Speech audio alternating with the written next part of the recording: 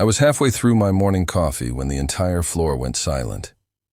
Not quiet, dead silent. The kind of silence that only happened when someone terrifying walked in.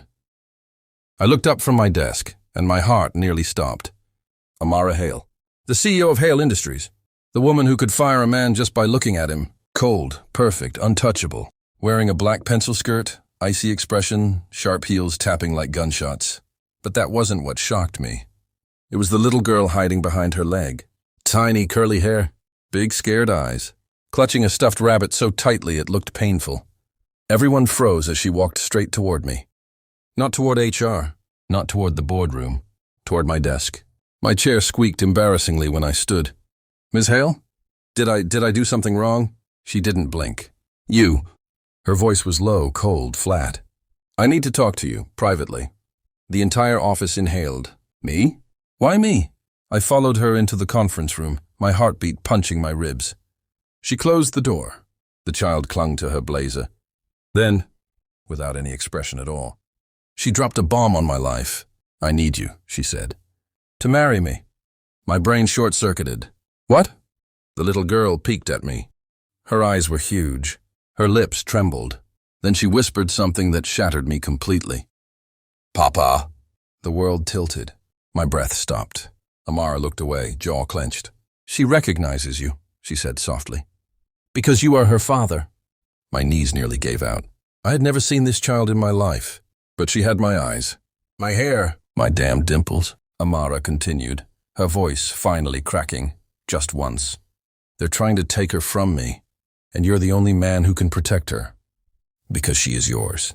I stared at her, at the girl, at my life collapsing into something I didn't understand. "Why me?" I whispered. She swallowed hard. "Because the man who wants her will never stop, and I can't fight him alone." Her hand shook, barely. The first sign she wasn't made of steel. Then she said the words that changed everything. "Marry me, or they'll take her away forever." I didn't know if I could trust her. But when the little girl reached out her tiny hand, my heart answered before my mind could. "Papa, please don't leave." I knelt in front of her, and for her sake, I said yes. Chapter 2. She says the child is mine. But how? The moment I said yes, Amara exhaled like she'd been holding her breath for years. But it didn't calm me at all.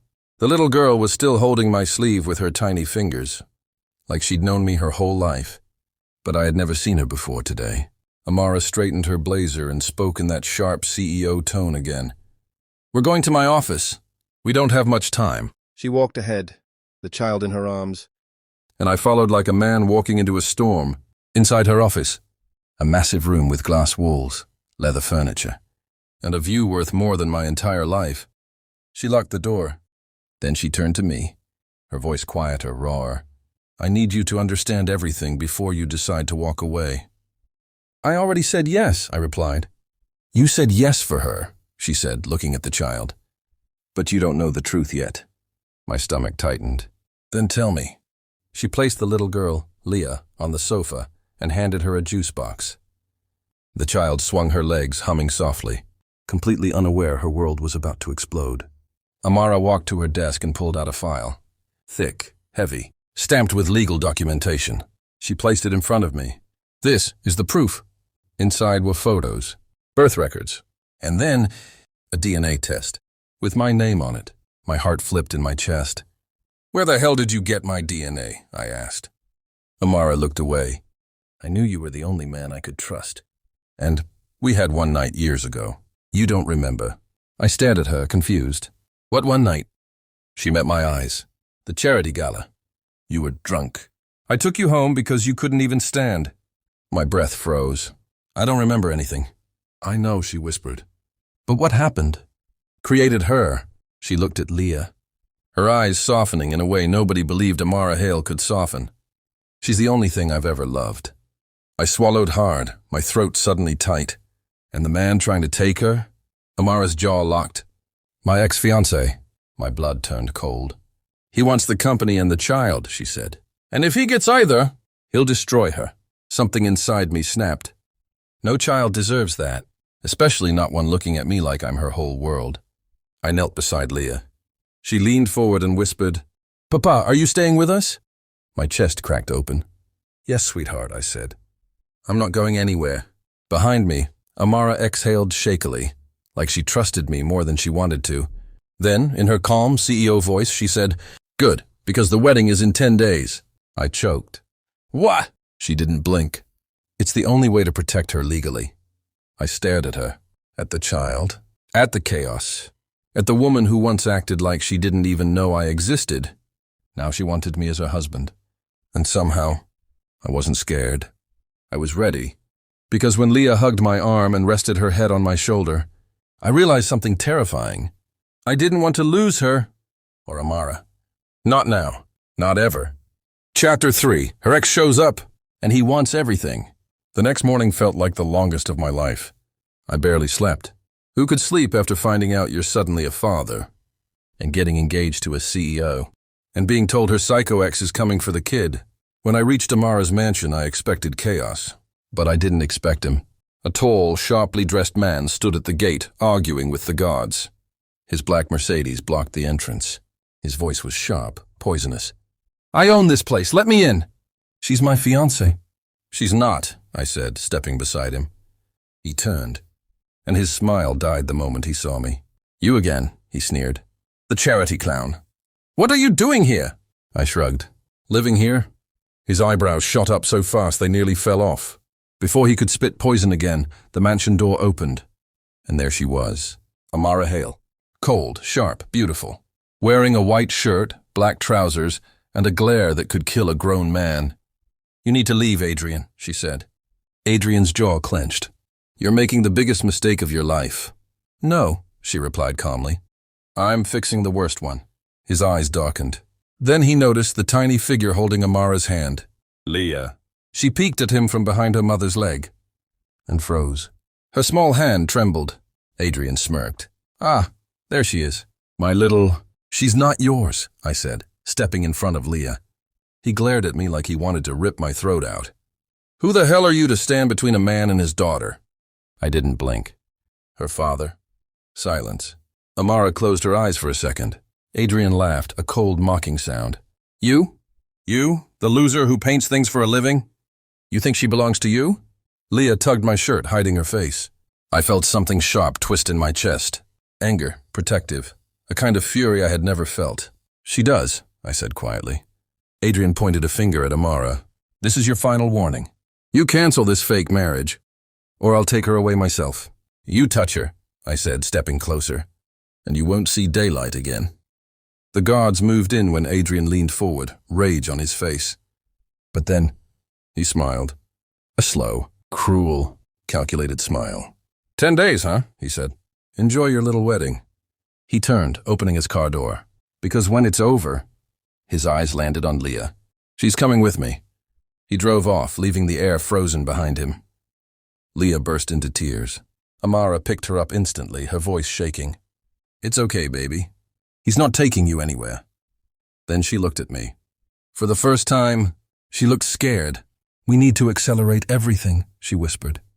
"What do you mean?" "Wedding preparations, legal documents, and," she swallowed, "a protection." "Protection?" She nodded. "Adrian is not just my ex. He's dangerous. And he doesn't lose." I looked at the little girl crying into her mother's shoulder, then at Amara's trembling hands, then at the empty gate where Adrian had stood. I knew one thing for certain. This wasn't just a marriage.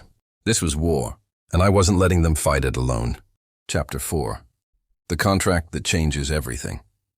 Amara didn't say a word on the way back inside the mansion. She held Leah close, her jaw tight, her eyes burning with a storm she was trying hard to hide. When we reached her office, she finally spoke. "Sit," she said softly. Not a command, a request. I sat. She placed Leah on a small couch with her plushie, then closed the office door. And locked it. My heart dropped. "Amara, what's wrong?" She handed me a folder. A thick one. "This," she said, "is the real reason Adrian wants her." I opened it and froze. Inside were documents, bank statements, business agreements, old emails, property transfers. But the one paper that made my blood run cold? A custody agreement, signed, not by Amara, but by her mother. What is this?" I whispered. Amara looked away shamefully. "My mother." She and Adrian had an agreement behind my back. He convinced her that I was too busy to raise Leah. I clenched my jaw. So your mother tried to give your daughter to him? Amara nodded, and Adrian used that agreement to pressure me for months. He said if I didn't marry him, he'd take her by force. Rage burned through me like wildfire. That man wanted power, money, control, and Leah was the key to all of it. But why 10 days, I asked. She sighed. Because in 10 days, my company shareholders vote. If Adrian gets custody, he'll claim I'm unstable, and then he'll take everything. My company, my home, my daughter. I stood up so fast the chair shook. Then we stop him. Her eyes shot up to mine. How? He has lawyers, money, connections? And I have something he'll never have, I said. She blinked. What? I pointed to Leah, who was quietly drawing on the couch. Her heart. Her trust. Her love. Amara's lips parted slightly. Then I added, and I have you. Color rose in her cheeks. For a CEO who terrified half the city, she suddenly looked soft, human, vulnerable, but she shook her head. This isn't just about emotions. We need legal proof, physical protection, and a marriage certificate. Okay, I said. Then we get married. She stared at me. You're not scared? I'm terrified, I admitted. But not of marrying you. I'm scared of what happens if we don't. She inhaled sharply, her eyes shimmering for a moment. Then she straightened her shoulders. Fine, she said. But before the wedding, there's something you need to know. She walked to her desk, pulled out a USB drive and plugged it into her laptop. A video popped up, security camera footage. The image was grainy, taken at night. And then, a figure appeared on screen. Adrian, sneaking into the mansion garage, holding a hammer. He moved toward Amara's car. And then, slam, he smashed the windshield. Then the side mirror. Then the headlights. My hands turned into fists. He did this? I growled. She nodded. That was last week. And that's not even the worst part. She clicked the next video. This time, Adrian was talking to someone. No, paying someone, a man in a hoodie. And the audio caught one chilling line. Scare her. Break something. Or someone. I don't care. I felt every muscle in my body tense. He tried to hurt you, I said quietly. She exhaled shakily. And he will try again. For a moment, silence filled the office. Just the sound of Leah drawing. Then I spoke. Give me the contract. She hesitated. The marriage contract? Are you sure?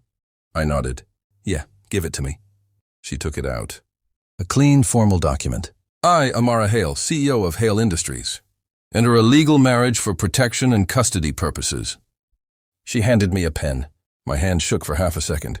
Not from doubt, from responsibility. I signed. Her eyes widened. You didn't even read the conditions. I smiled softly. I'm not marrying your company. I'm marrying you. Her breath caught. For a moment. Amara Hale, the iron CEO, looked like a woman who'd been holding her heart together for far too long. Then Leah ran over and tugged my hand. Daddy, she said in her tiny voice. I froze. Amara froze. Time froze. I knelt down. Yes, sweetheart? She hugged me. A tight, warm, pure hug. Don't let the bad uncle take me, please. My throat closed. I won't, I whispered. I promise. And that was the moment I knew I wasn't just fighting for them. I belonged to them. Forever. Chapter 5. The night everything almost fell apart. The storm began just after sunset. Thunder rolled over the mansion like a warning, and the wind howled through the tall windows. Amara sent the staff home early and kept Leah close, refusing to let her out of sight for even a second. By 9 p.m., the house felt too quiet. Leah had just fallen asleep in her room when Amara turned to me. You should rest too, she said softly. I shook my head. I'm not leaving you alone. She hesitated, her pride fighting her fear, but eventually nodded. We sat in the living room, a dim lamp glowing between us. She wrapped a blanket around her shoulders, staring at the flames in the fireplace. For a long moment, she didn't speak. Then, do you think I'm a bad mother? She whispered. My chest tightened. Where is that coming from? She looked down at her hands, trembling. I couldn't protect her. I let Adrian near her. I trusted people I shouldn't have. And now you're risking everything. Your safety. Your future because of my mistakes. I moved closer. Amara, listen to me. You're not a bad mother. You're a mother fighting against monsters who never cared about anything but power. Her eyes glistened. And what if I lose? What if I fail again? I took her hand gently. Then I'll be here, and you will never fight alone again. She swallowed hard, squeezing my fingers as if holding on to something she was scared to lose. But before she could answer, bang! The front gate slammed. We both froze. Amara stood up instantly, her breathing sharp. That wasn't the wind, I said quietly. She nodded, panic flickering in her eyes. I reached under the couch where she'd shown me earlier and grabbed the small metal baton she kept hidden. And then, bang, bang, bang, the main door shook violently. Amara grabbed her phone. It's him, she whispered. Adrian, he's here. My jaw clenched. I'll handle him. Stay with Leah. No, she whispered sharply. He's dangerous. He's unpredictable and he... Crack! The lock snapped. The door burst open, and Adrian stepped in, soaked from the rain, eyes bloodshot, a twisted smile on his face. Well, he said, dripping water onto the floor. Look who's playing family. Amara stepped behind me instinctively. Leah's small whimper echoed from the hallway. Adrian noticed. Ah, there's my little girl. She's not your anything, I said, stepping forward. He studied me, slowly, mockingly. So you're the replacement, the nanny, the poor boy she picked up off the street. I didn't respond. He stepped closer. You think this contract matters? You think marrying her will fix anything? I own her mother. I own her company. And soon I'll own... I snapped. You'll own nothing. He laughed, but it was ugly. You want to fight me? For her? For a woman who didn't even choose you? For a child that isn't... I didn't let him finish. I hit him, hard. He stumbled back, slamming into the wall. Amara gasped. Adrian wiped the blood from his lip and grinned like a demon. So that's how you want to play? He lunged. We crashed into the table, breaking a lamp. He swung wildly, almost feral. But I had something he didn't. A reason to fight. I pinned him to the floor, my knee on his chest. Listen, I growled. You come near them again, just once, and I swear... He choked out a laugh. You think she won't regret choosing you? She always regrets. She's a Hale, they ruin everything they touch. And that's when Amara stepped forward, her voice cold. Unshaking, deadly. You don't get to talk about me anymore, she said. Adrian froze. You don't get to threaten my daughter. You don't get to walk into my home. You don't get to breathe in this house. Her eyes burned like fire. Get out. He smirked. You'll regret this. She didn't blink. I already regretted letting you into my life the first time. Tonight I fixed that mistake. I stood up, dragging him toward the door and shoved him out into the storm. He screamed something, rage, threats, curses, but the rain swallowed his voice. I locked the door. Deadbolt, chain, everything. Amara's breathing was fast, shaky, unsteady. I turned to her. She didn't run to me. She didn't collapse. Instead, she stepped forward and hugged me. Tight, desperate, her face buried in my chest. Thank you, she whispered, her voice trembling. You saved us. I held her close, my hand gently stroking her hair. I promised I would. And for the first time, she believed me. Chapter 6. The Night She Froze. I didn't expect her to show up at my apartment again, after what happened at the cafe, after our almost kiss, after the moment she looked at me like I was the one she'd forgotten she could love. I thought she'd avoid me, but at 11:43 p.m. my phone buzzed. Not with a call, not with a text, but with Arya's voice trembling outside my door. Ethan, please open. I didn't know where else to go. I swung the door open and my breath stopped. She was standing there wearing an oversized hoodie. No makeup, hair slightly messy from the wind. Her eyes were red, but she wasn't crying. She was terrified. What happened? I asked immediately. She didn't speak. She just walked inside and stood in the middle of my living room, like she didn't know how to breathe. Then she whispered, "Someone tried to break into my penthouse tonight." My chest tightened. What? She swallowed. Security caught a man on the cameras. He was trying to force the balcony lock. If Elijah hadn't woken up crying, I wouldn't have checked the monitor. I would have never known. Her voice broke at the word Elijah. She lowered her head, hugging herself. I grabbed him. I ran to the safe room. But after the police came, after they left, I still felt like the walls were closing in. I felt like someone was still watching. So I drove here. I stared at her. This was Arya Hughes, the cold, untouchable CEO. And right now, she looked like a girl who just needed someone to tell her she was safe. You did the right thing coming here, I said softly. She lifted her eyes, and for the first time, they were filled with something raw and unshielded. Ethan, I'm so tired of pretending I'm not scared. I'm tired of carrying everything alone. I stepped closer, just close enough that she could step back if she wanted. She didn't. She whispered, "Why do I feel safe only with you?" My heart nearly stopped. But before I could respond, Elijah, who had been sleeping in the car seat, began to stir. I picked him up instinctively, rocking him gently. Arya watched me, really watched me. Her lips parted slightly, as if realizing something she shouldn't. "Elijah never calms down with anyone," she whispered. "But with you, he always does." Then she said the words that made my pulse freeze. "Ethan, there's something I haven't told you yet." I lifted my gaze to hers. "What is it?" She hesitated. Her fingers curled into her hoodie sleeves. Her voice trembled with truth she'd been burying for 3 years. "Elijah's father. He isn't who everyone thinks he is. And if I tell you the truth, everything between us will change." My heartbeat roared in my ears. I didn't move, didn't speak, didn't blink.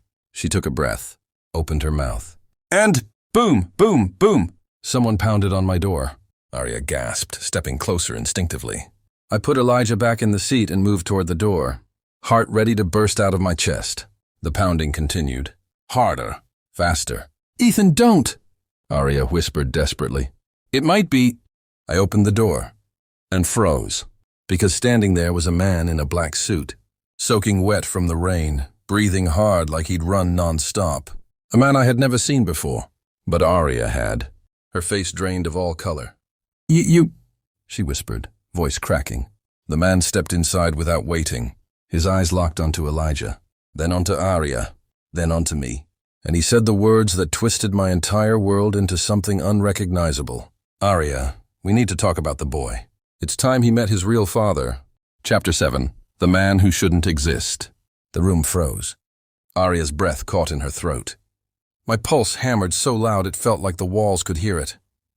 The stranger in the black suit stepped closer, dripping rain onto my floor. Arya whispered, barely audible. "You're dead."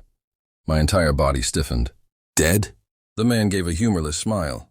"Not dead. Just erased." Arya stumbled back, clutching Elijah's car seat. Her hands shook so violently she almost dropped it. I caught the handle before it hit the floor. "Who the hell are you?" I demanded. He looked at me with sharp, soulless eyes. "I'm Liam Cross, Arya's husband." My stomach dropped. "Husband?" Arya's knees nearly buckled. "No," she whispered. "You're not my husband anymore. I watched them bury you, Liam. I saw your body." Liam chuckled, cold, empty, wrong. "You saw what they wanted you to see." He turned to Elijah, and something dark flickered in his expression. 3 years, Arya. 3 years you kept my son from me." Arya stepped in front of Elijah so fast the wind lifted her hair. "He's not your son," she snapped, voice trembling with fear and fury. "DNA test or not, you lost the right the moment you disappeared." "Disappeared?" Liam repeated, laughing bitterly. "Try kidnapped. Try tortured. Try fighting my way back here. I didn't buy a single word. Everything about him, his coldness, his posture, the way he stared at the kid like he was property, felt wrong. I positioned myself slightly between him and Arya. "You need to leave." Liam's gaze slid toward me, slow and predatory. "And you must be the Boy Scout she replaced me with." I didn't react. He took another step closer. "Big mistake." Arya's voice rose, sharp and terrified. "Liam, stop!" Elijah woke and began crying, his tiny hands reaching instinctively toward me. Liam scoffed. "Of course. He recognizes you." I rocked Elijah, trying to calm him as the tension thickened. Liam's voice darkened. "Arya, you have 2 choices. Come with me now, or I take you to court in the morning, and you'll lose everything. Reputation, custody, your company, gone." Arya's lips trembled. "You don't own me anymore." "Maybe not," Liam said, "but I still own the truth. And you know exactly what will happen if I reveal it." I looked at her. "What truth?" She didn't answer, couldn't answer. Her eyes filled with a fear I had never seen in her. Liam smirked. "That's what I thought." I stepped forward. "Get out." Liam tilted his head. Or what? I didn't blink. You'll find out. Something shifted. His eyes narrowed, recognizing that I wasn't bluffing. Finally, he exhaled sharply and stepped back toward the door. Fine, I'll give you tonight. Pack his things. He pointed at Elijah. Tomorrow morning at 9 a.m., Arya. You're coming home. He paused. And don't bother calling the police. They already think I'm dead, remember? He walked out. Silence swallowed the room. Arya collapsed onto the couch, burying her face in her hands. Her shoulders shook, not with tears, but with devastation. Elijah isn't his, she whispered. My heart slammed to a stop. She looked up at me, eyes raw with truth. Ethan, Elijah is yours. The world spun. Everything. I thought I knew. Everything she hid. Everything that didn't make sense. It suddenly did. I stared at the child in my arms.